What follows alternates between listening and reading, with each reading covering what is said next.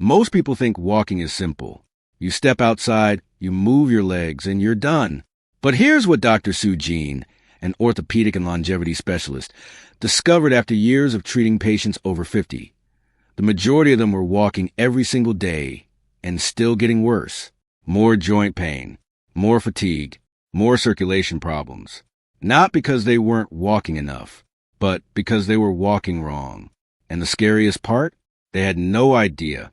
Today, we're going to reveal 7 walking mistakes that are quietly damaging your joints, your posture, your heart, and your long-term health, and exactly how to fix each one.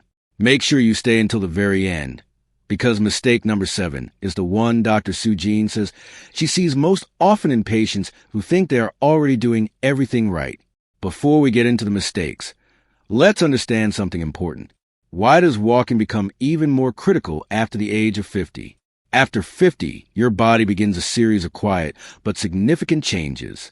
Muscle mass starts declining at a rate of nearly 1% per year. Joint cartilage becomes thinner and less cushioned. Metabolism slows, making weight management harder. Blood circulation becomes less efficient, meaning oxygen and nutrients travel more slowly to your organs and tissues. These are not signs of failure. They are normal parts of aging. But here's a powerful truth. Consistent, correct walking can slow nearly all these changes down. When you walk properly, your heart pumps with greater efficiency. Your muscles stay engaged and strong. Your joints stay lubricated through natural movement. And your brain receives a steady increase in blood flow, protecting memory, focus, and mental sharpness well into later decades.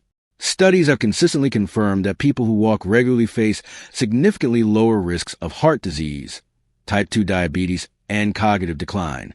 But, and this is the part most people miss, these benefits only fully activate when walking is done correctly. So let's talk about where things go wrong. Mistake number 1. Starting your walk too fast. Picture this. Joe, a 58-year-old retired teacher, steps out her front door every morning and immediately starts walking at full speed. She feels fine in the moment, but by the end of the week, her knees ache and her energy crashes faster than it used to.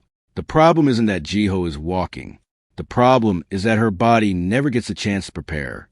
When you launch into a fast pace immediately, your muscles are still stiff from rest.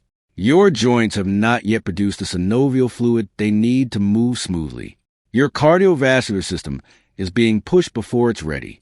Over time, this repeated shock to the body increases the risk of muscle strains, joint inflammation, and premature fatigue. The fix is simple but powerful. Spend the first 3 to 5 minutes walking at a slow, comfortable pace. Let your body wake up naturally. Then gradually increase your speed. This small shift protects your joints and prepares your heart for the work ahead. Mistake number 2. Walking with poor posture. Dr. Soo-jin often asks her patients to walk down the hallway of her clinic so she can observe them. What she sees most frequently is troubling.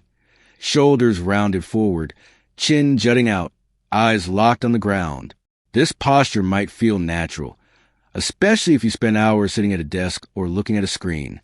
But it creates a dangerous chain reaction in the body. When your head moves forward, your neck muscles must support up to 3 times the normal weight. This leads to chronic tension, headaches, and upper back pain. Worse, when your chest collapses inward, your lungs lose the space they need to fully expand. Less lung expansion means less oxygen with every breath. Less oxygen means less energy, slower recovery, and reduced cardiovascular benefit from your walk. The correction is elegant. As you walk, imagine a thin, invisible string attached to the crown of your head, gently pulling you upward. Relax your shoulders back and down. Let your arms swing freely. Keep your gaze forward, not downward. Within days, this adjustment will begin to feel natural, and your body will thank you. Mistake number 3. Wearing the wrong shoes. Shoes are not just a fashion choice after 50. They are a medical decision. As the cushioning in your joints naturally decreases with age, the shoes on your feet become the first line of defense against impact. Many people continue walking in old, worn-out shoes that have long lost their support. Others choose shoes purely based on how they look rather than how they perform. Walking in unsupportive shoes send harmful impact forces directly into your knees, hips, and lower back with every single step. Over thousands of steps, this adds up to significant joint stress. A proper walking shoe must provide three things: adequate cushioning to absorb shock, solid arch support to maintain proper foot alignment, and a flexible sole that allows your foot to move naturally. Invest in the right shoe. It is one of the simplest and most effective ways to protect your joints for the long term. Mistake number 4. Walking too infrequently. Many people fall into a pattern of taking one long walk on the weekend and considering their exercise obligation fulfilled for the week. Mireille, a 63-year-old woman in Dr. Soo-jin's care, did exactly this. She walked 5 kilometers every Sunday and wondered why she still felt stiff, sluggish, and tired the rest of the week. The human body is designed for regular, repeated movement, not occasional bursts of activity. When you walk consistently throughout the week, your body recognizes movement as a normal expectation. Your metabolism stays active. Your cardiovascular system stays conditioned. Your muscles maintain their tone. But when walking happens only once or twice a week, none of these adaptations take hold deeply enough. 20 to 30 minutes of walking on most days of the week delivers dramatically more benefit than one long walk on a single day. Consistency is not just helpful, it is essential. Mistake number 5. Keeping your arms still. Watch someone who walks efficiently, and you will notice their arms move.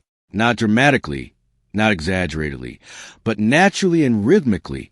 Now watch someone who walks with their arms locked stiffly at their sides. Their movement looks restricted, almost mechanical. When you suppress your arm movement, you are cutting off an important part of the walking equation. Natural arm swinging helps balance the rotation of your hips and legs. It engages your upper body muscles, increasing the total amount of work your body does during the walk. More muscles engaged means better circulation, greater calorie burn, and improved cardiovascular response. Allow your elbows to bend at roughly 90 degrees and let your arms swing in a natural, relaxed rhythm as you walk. This one small change can make your walk feel more energized and complete. Mistake number 6. Walking while distracted by your phone. This is a mistake that previous generations never had to face. Today, it is one of the most common things Dr. Soo-jin sees among her younger patients in their 50s. Walking while staring at a phone screen pulls your head downward, rounds your shoulders, and recreates all the damaging posture problems we discussed earlier. But distracted walking carries an additional danger. When your attention is split between your screen and your surroundings, your reaction time slows. Your balance becomes less stable. Your awareness of uneven ground, curbs, and obstacles is reduced. Falls among people over 50 are not minor events. They can lead to serious injuries and long recovery periods.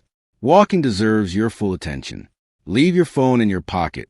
Look at the trees, the sky, the people around you. Let your mind breathe along with your body. That is when walking delivers its deepest benefits, physical and mental. Mistake number 7. Neglecting recovery. This is a mistake that surprises people most because it feels counterintuitive. Walking is gentle exercise. Why would it need recovery? But Dr. Soo-jin is clear on this point with every patient she sees. Even low-impact activity creates small amounts of muscular stress. Without proper recovery, that stress accumulates quietly over time. Recovery for walkers means 3 things. First, hydration. Your muscles are composed largely of water, and even mild dehydration reduces their ability to function and repair. Drink water before, during, and after your walks. Second, gentle stretching after your walk helps maintain flexibility in your hips, calves, and lower back, areas that tighten with age. Third, allow yourself occasional rest days.